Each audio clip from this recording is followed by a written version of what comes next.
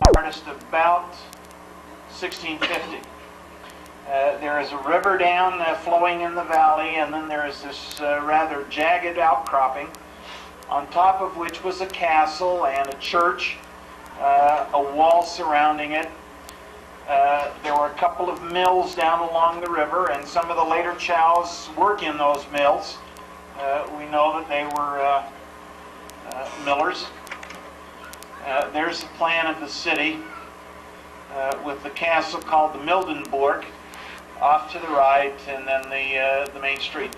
This particular plan dates from around 1750, before the chows got here, and every occupant of property inside that village is named on the map. It's really quite a remarkable thing. You can see down the river down at the bottom, and the little the mills where various people worked. This is a photograph of the city, probably taken before the war. This was given to me, a framed photograph, in 1990 when I visited some chow relatives over there. And there you can see the church and the fortress, the Schloss, the Mildenburg. Another view taken by the mayor of the town, and he gave us a copy of that photograph. He was quite proud of it.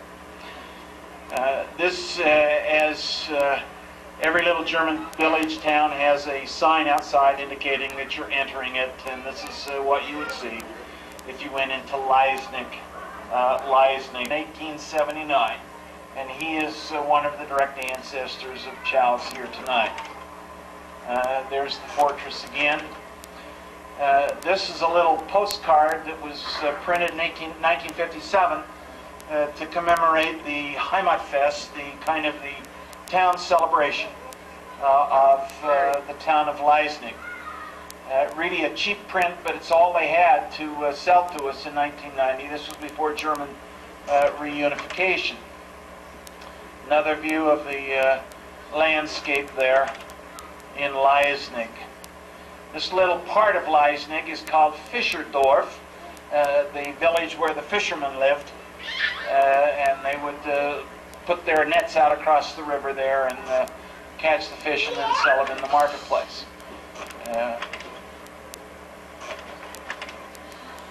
Now this was a shot that we took in 1990 as we parked in the town square.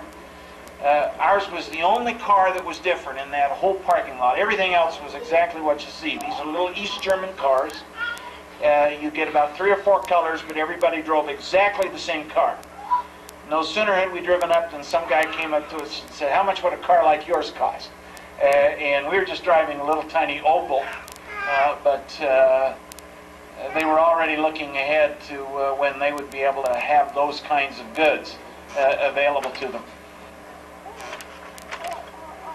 These are various shots from Leisnig. This is East Germany in 1990. Still very little evidence of any kind of prosperity. No tourist accommodations, no shops where you can buy souvenirs.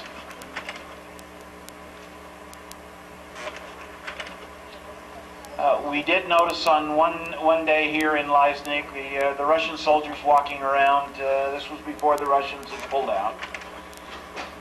The church where the chows were baptized, several of them in the 1850s.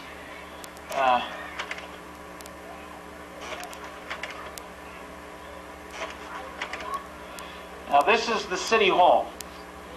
And inside the city hall, on the main floor in the lower left-hand corner, is the police office, the police station.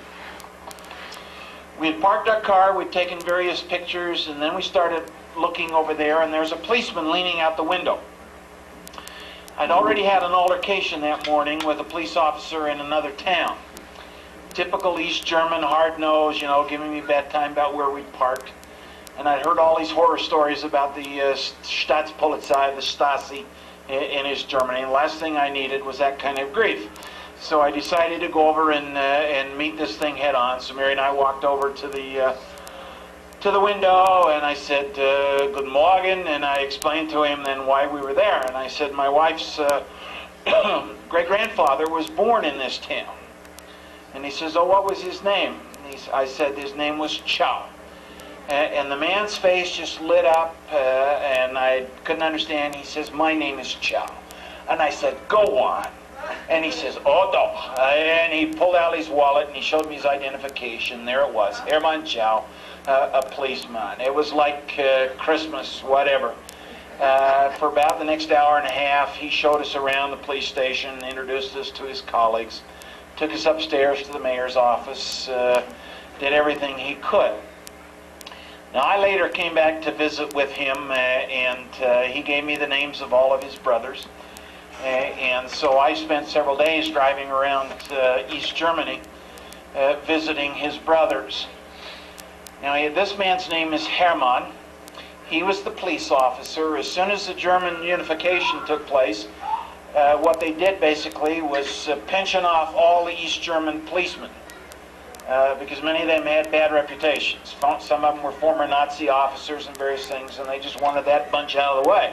Don't know what the story was with him, but he was placed on pension, and as soon as German unification took place, he'd never seen his one brother who'd fled to the West. They'd never been out of East Germany since 1945. So here we are seeing them on their first vacation in Spain in 1993. He wrote me at Christmas in 1994 saying that two of his brothers had died just in those few short years, but they at least had a few family reunions of this family that had been broken up as a result of World War II and the separation between East Germany and West Germany. One of his brothers had a bullet in his lung that he carried from the war and finally died in '94. His other brother, named Adolf, born in the 1930s, popular name in the 30s, I suspect, was also died in 1994. We wanted to get some more photographs of them, but this is all we have for right now. But the question is there any family resemblance there? Does he look like any Zschau you've ever seen? His father's name was Richard. His father was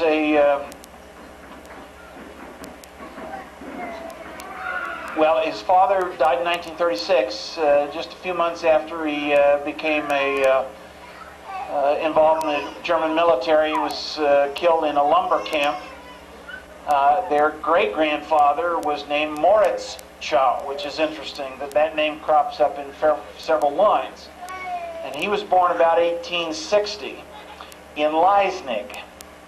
And so we haven't been able to fit those two families together, our family and his, but there seems to be little doubt that they're all descended from the same family. They sent me this card, which is an interesting contrast to what we were able to buy there in 1990. This modern photography, nice color, and we contrast this with that rather cheap thing that was produced in 1957 for the Heimatfest. And off to the right then, a little description of some of the historical things associated with Leisnig. Destroyed several times during the religious wars, burned to the ground, and rebuilt. While the Zschaus were living in Leisnig, there were a number of important events going on right nearby. One of them was, of course, Napoleon's push eastward.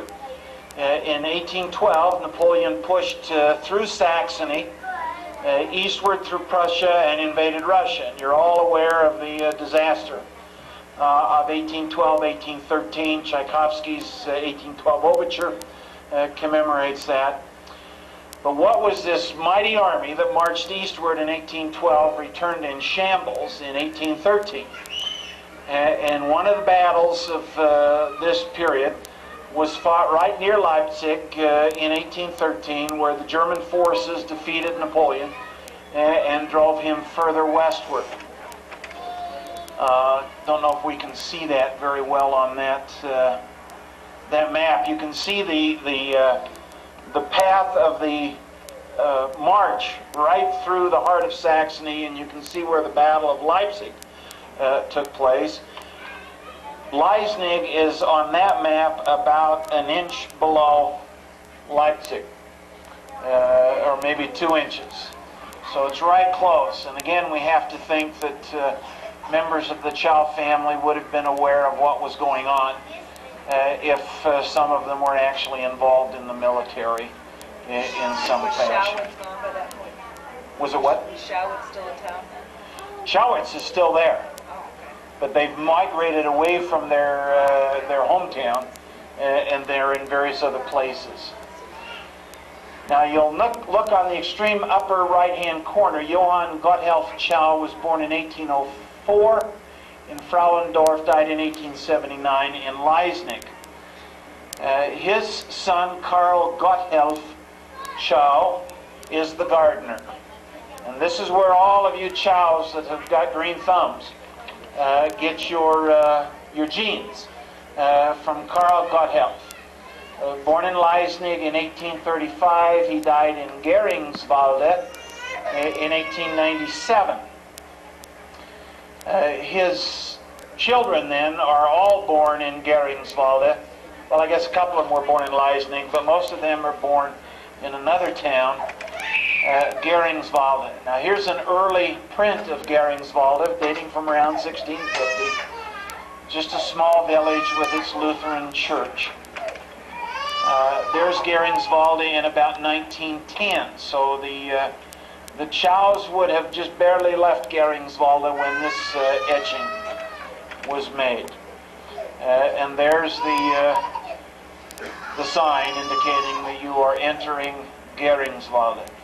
Now all of these towns, Leisnig and Geringswalde, are only about 10 or 12 miles away from Chowitz. And so the space within which all of this takes place is very small, within about a 20 or 30 mile radius. They don't migrate very far from that over many, many generations. Unlike today, where of course we spread from one end of the country to another. Postcard of Geringswalde that we picked up in 1990. Now I want you to pay a special attention to the city crest for Geringswalde, because right there you have the Tannenbaum, and superimposed on the Tannenbaum is the boar.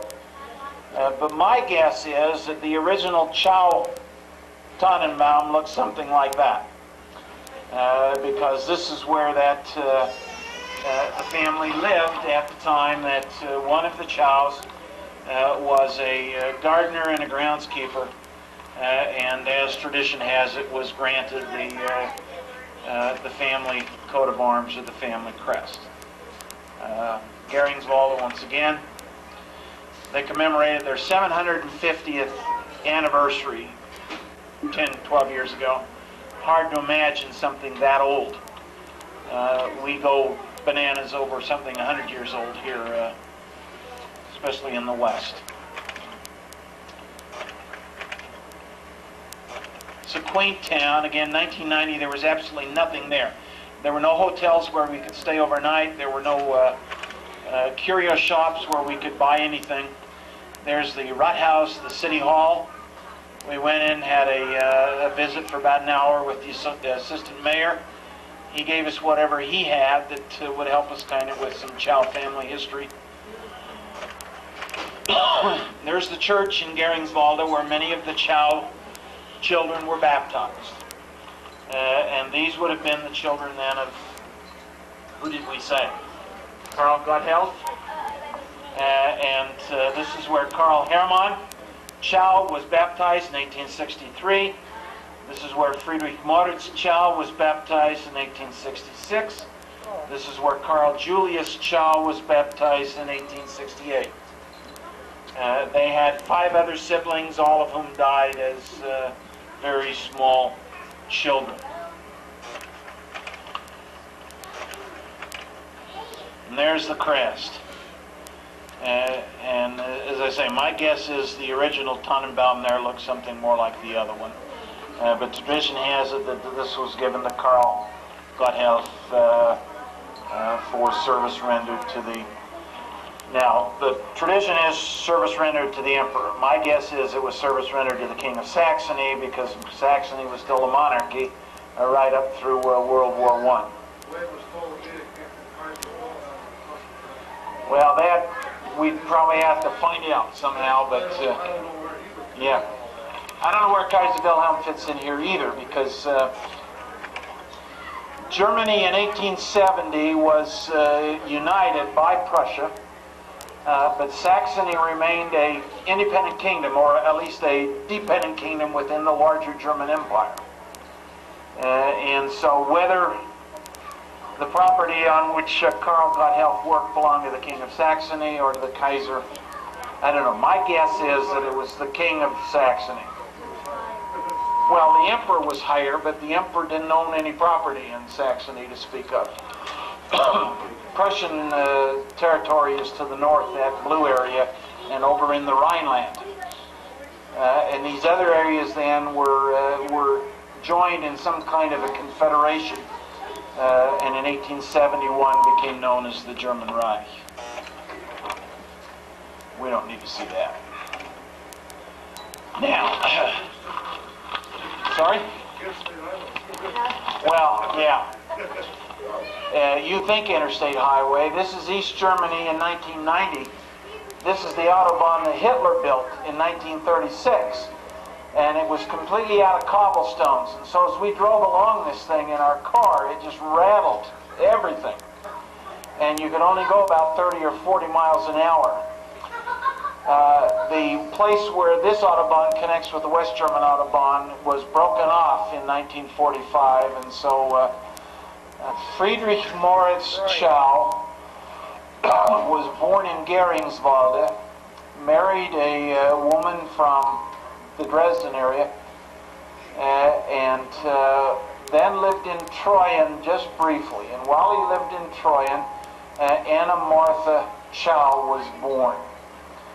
And shortly after that, they moved back to the Dresden area, to Lindenau, and that's where several more of the sons were born.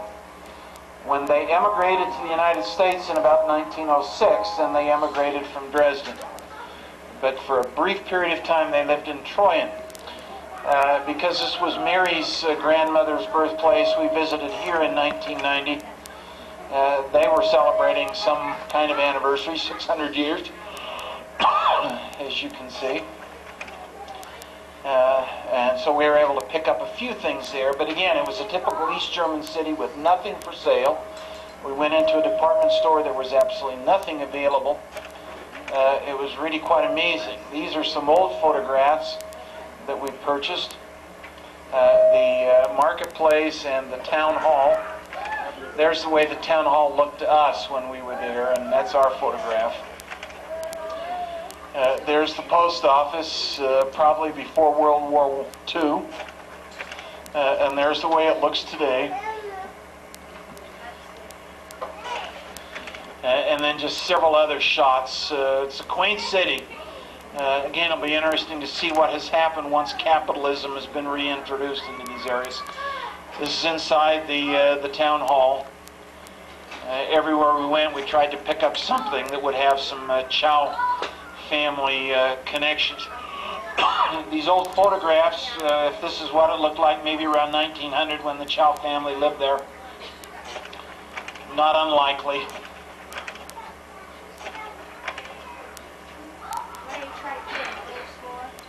Schoolboys.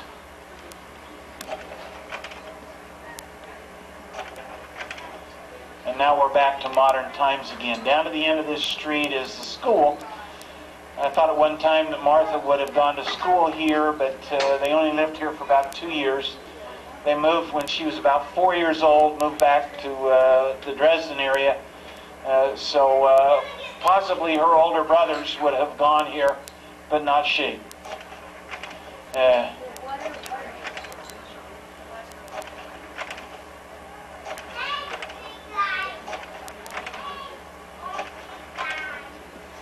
Now this is interesting because this is 1990, this is before reunification. And here was somebody flying the colors of West Germany out their window, wishful thinking. The only flags we could buy in the department store were East German, hammer and sickle kind of stuff, and we, I don't think we did. Did we buy one?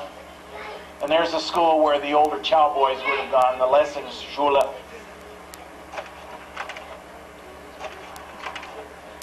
and the church where they would have attended for that year or so that they lived in Troy.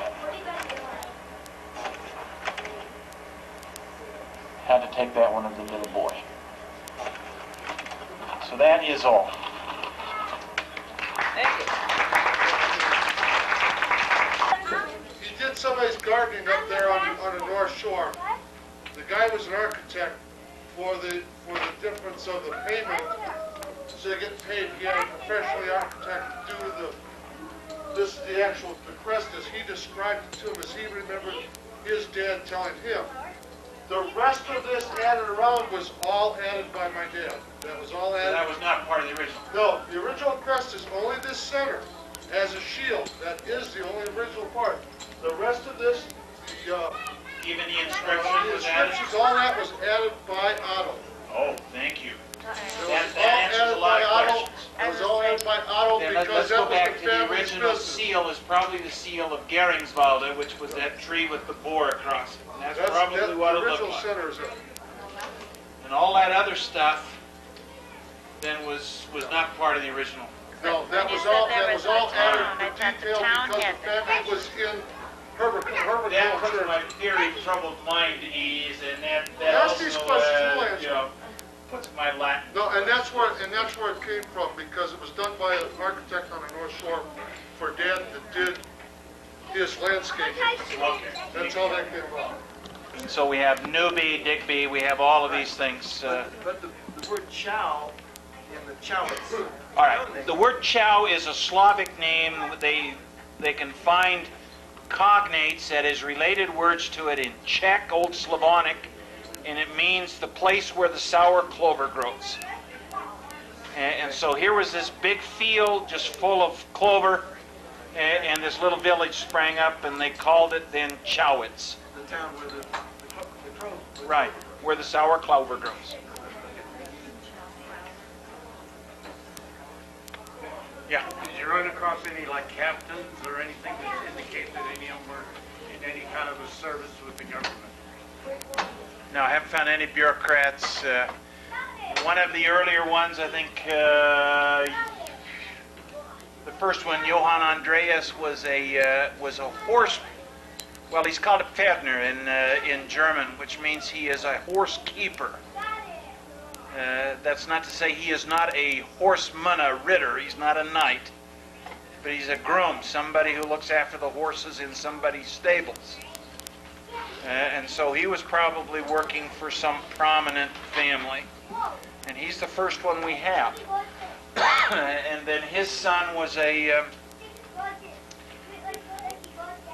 shoemaker, and then the next one was a gardener. Now the interesting thing is this family of Hermann that I showed you, the policeman, his oldest ancestor was a shoemaker. And it has to make me think that somewhere in there the shoemaking profession passed from father to son, and we just have to establish that connection. But they probably tie in about 1800, and now that it's easier to get into the records over there, why we can probably establish that. I sent them, by the way, a copy of the Chow family reunion photo from 3 years ago, and they're delighted for that. They have a family tradition that some uncles of theirs immigrated to the United States, but they kind of had lost the details of that, and we assume that it's our group. What year did the brothers come to the United States? Did it come through Canada? They came over here? That's what I understand. Now, in this history that I've been putting together, I've been going through various things like Social Security records and what have you. And there are some isolated Chows that are not part of this group. They're not part of the Kentucky group. They settled in Washington, D.C. Some of them settled in Boston. And I don't know where they tie in. I've written letters to all of the Chows that I could find in the phone book, in the Dresden and Leipzig phone books back in 1990, and I haven't heard from any of them. So it'll take a while, I think. But somebody will have to help me. I don't have the dates, but it was in the what, the 1890s when the first Zschau came over. Carl Julius, was he the first one over, or was it the other one? And then Moritz came over in about 1904, and then his wife and children came over a couple of years later. Herman came over before, Moritz was the last one over, wasn't he?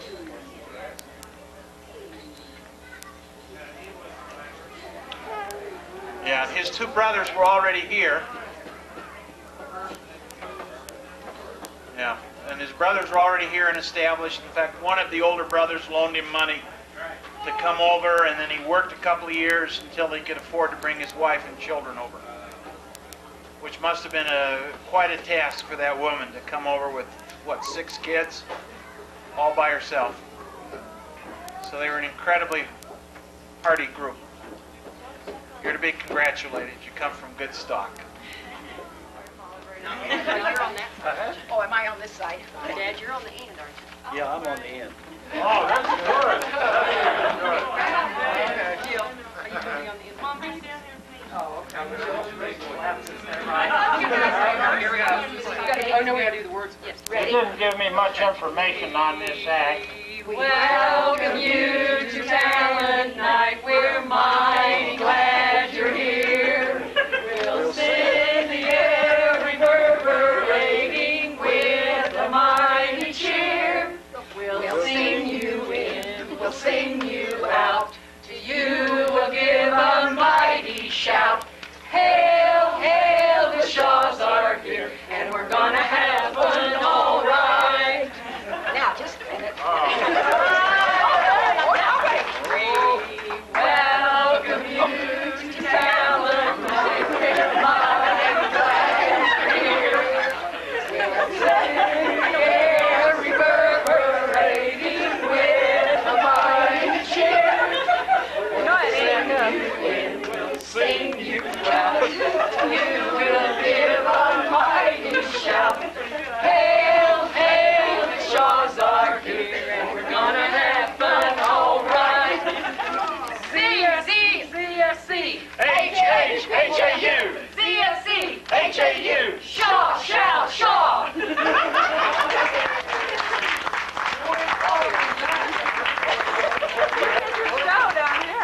forgot to practice. Yeah, the footwork just practice, but nobody went on. On the count of 3, Bill and I are going to pull like this and then back, and watch this thing go right through her head. Her head pops up 6 inches, back right on the stump, and it's just like new. I need the count of 3, kids. On 3. Ready? 1, 2, 3. Holy!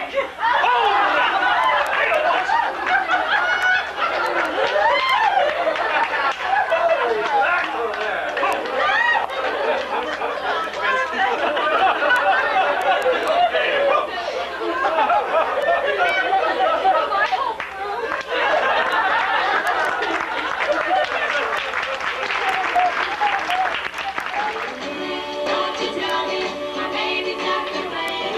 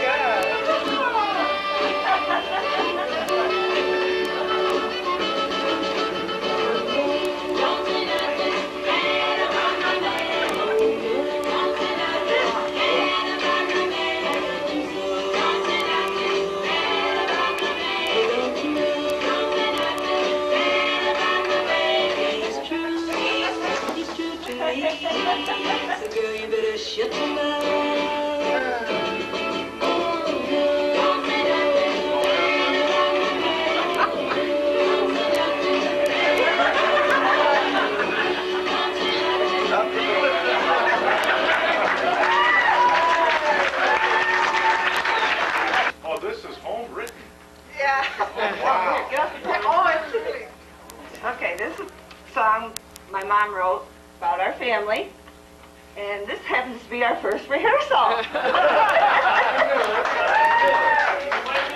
At least you got one. So, just go with the words, family, and... Matthew, you're cute. All right. I need to coach just a little bit here. Okay. It's like... Well, don't talk to the microphone. We're ready.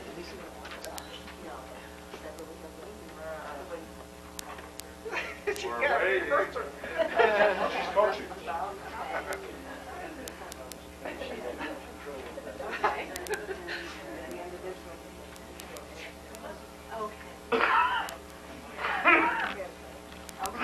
Okay. Got it? Crash course. You know, act a little goofy. It's okay. Okay, here we go. The start of our Zschau family was in 1949 when Dad married Mom and brought her to wife. They worked in the greenhouse with Grandpa Bill and Mama too, and it wasn't very long before the family grew. That's our Dad, the greenhouse man. First came David, as cute as he could be. Then came John to claim his daddy's knee. 4 years later, I was born to pride and joy. Later, Jim was born before, their darling little boy. That's our Dad, the family man. Growing up in the greenhouse was a great place to be, but there wasn't enough money to raise our family. So Dad worked the cat, and Mom worked at the pen, and things became much better for all of us and them. That's our Dad, the caterpillar man. Then in 1977, David took himself a wife. David was a blessing that came into our life. A few years later, Adam joined their family. Summer soon followed, a joy for all to see.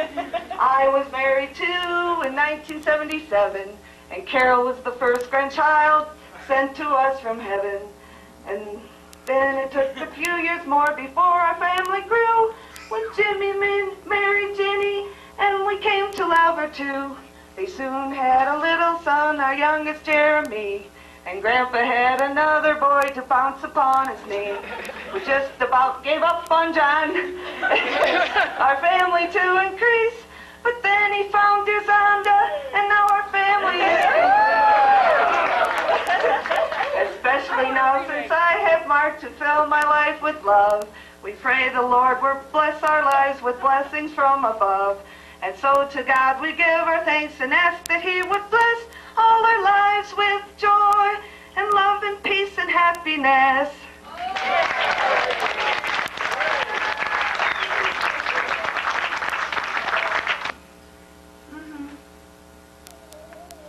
I think. Can we hear it?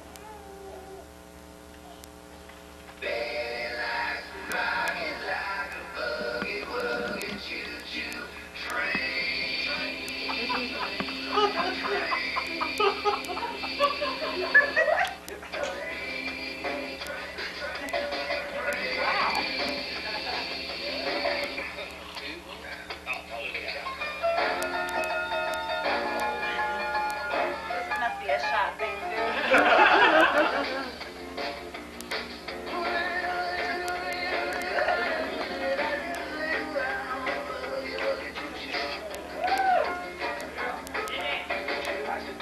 Oh, yeah, man.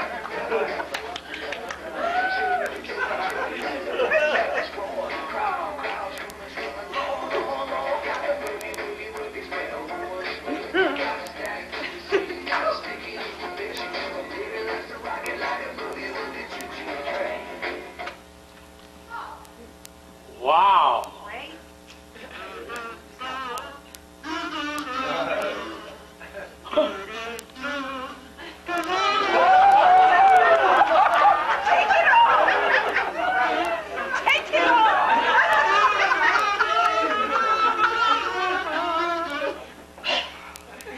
Give me a Z. Give me an S. Give me a C. Give me an H. Give me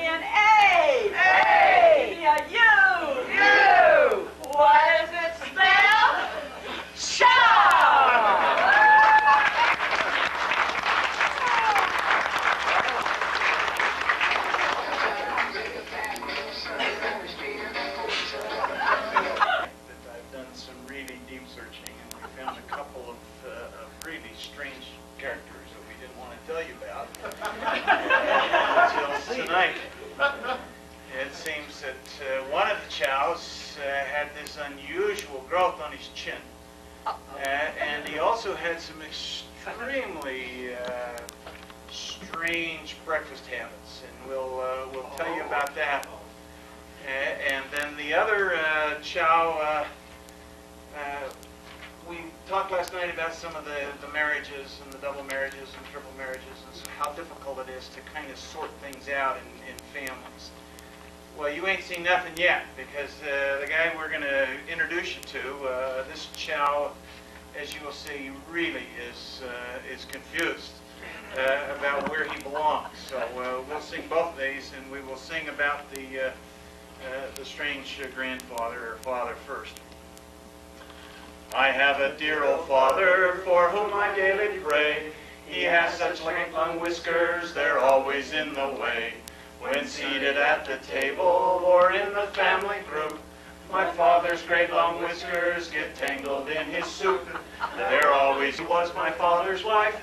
To complicate the matter, even though it brought me joy, I soon became the father of a bouncing baby boy. I'm my own grandpa. I'm my own grandpa. It sounds funny, I know, but it really is so. I'm my own grandpa.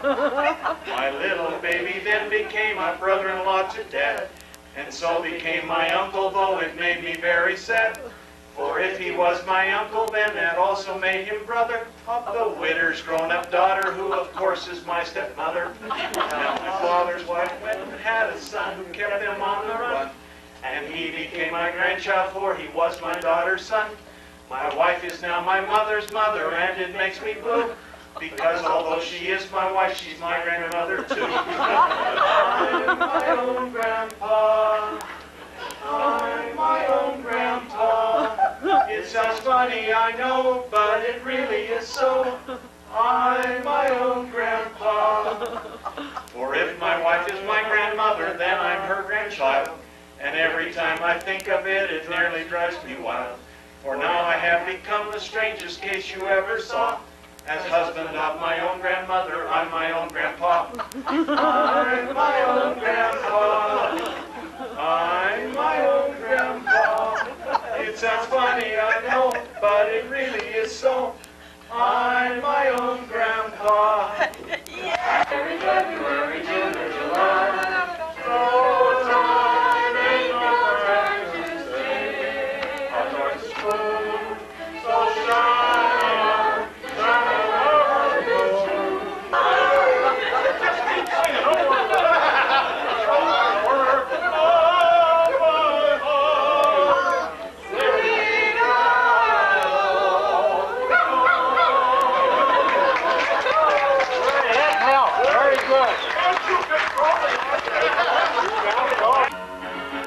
Once upon a time lived a fair princess, most beautiful and charming.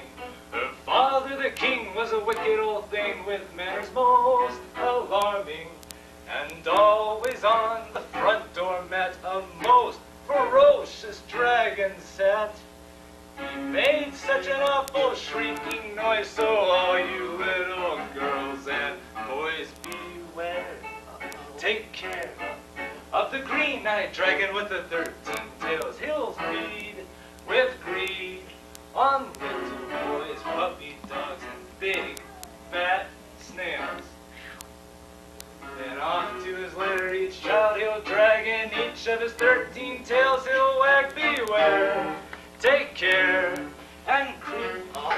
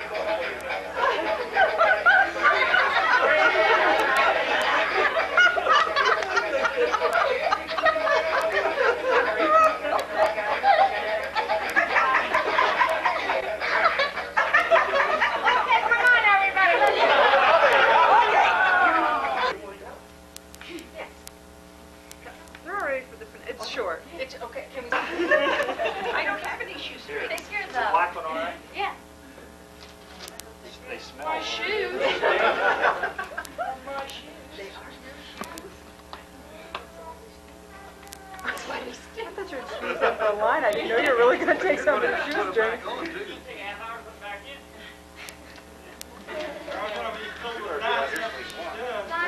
Please leave.